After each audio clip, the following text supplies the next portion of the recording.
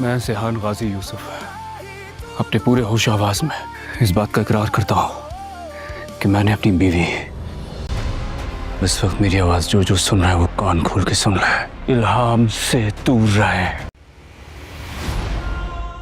یہ مجھے ٹریپ کر رہا ہے، بالکل ویسے ہی جیسے اس نے الف کو کیا ہوگا۔ ابھی کے ابھی تم یہاں سے جا رہی ہو واپس؟ تم یہاں سے اگر اتنے ہی سچے ہوں تو اپنے باپ کو اپنی بیوی کے قتل کے جرم میں گرفتار کیوں نہیں کروا دیتے؟ جب تک وہ لڑکی وہاں ہے سیام کہیں نہیں جائے گا۔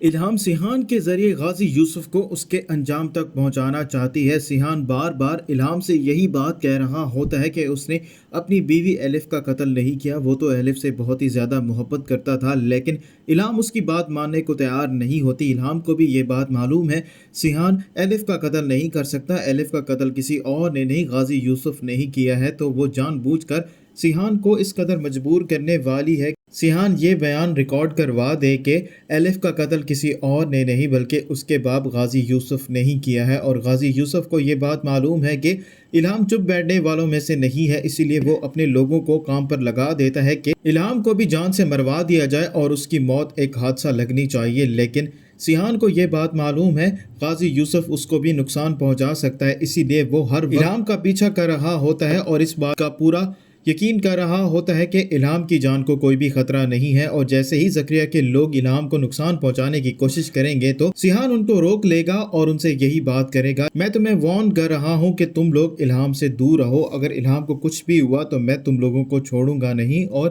سیحان فون کر کے اپنے باپ کو بھی یہ دھمکی دے دے گا کہ الہام سے دور رہیں، اگر اس کو کچھ بھی ہوا تو میں یہ بھول جاؤں گا کہ آپ میرے باپ ہیں۔ اور غازی یوسف جب یہ بات سنے گا وہ بہت ہی زیادہ حیران و پریشان بھی ہو جائے گا، اس کو یقین نہیں آ رہا ہوگا کہ الہام نے کیسے اتنے جلدی سیحان کو اس کے باپ کے خلاف کر دیا ہے۔